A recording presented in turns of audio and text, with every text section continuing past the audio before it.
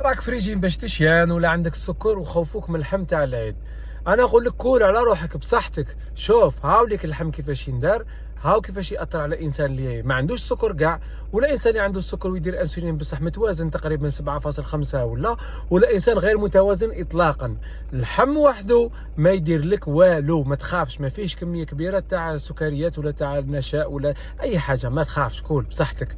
المشكل بصح شوف هنايا كي كل الانسان كان اللي فيها اللحم ويزيد معاه شويه قازوز وشويه خبز، ربع خبزه، شوفوا كيفاش تاثر، هنا يتبدل كاع الحكايه.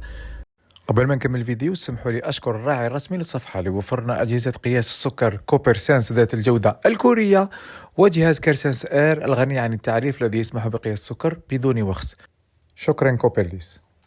افضل حاجه هو انك لما تاكل اللحم تاع العيد كل معاه شويه شلاضه، شويه طوماطيش، شويه بصل كيما هادو العفايس، ونقص الكميه تاع الخبز الماكسيموم، ولا قدرت تاكل خبز الكامل خير وخير، ولا قدرت تاكل خبز تاع الشعير خير وخير تاني. بصح الاهم من هذا كله صحه عيدكم، وكل عام وانتم بخير وبصحتكم.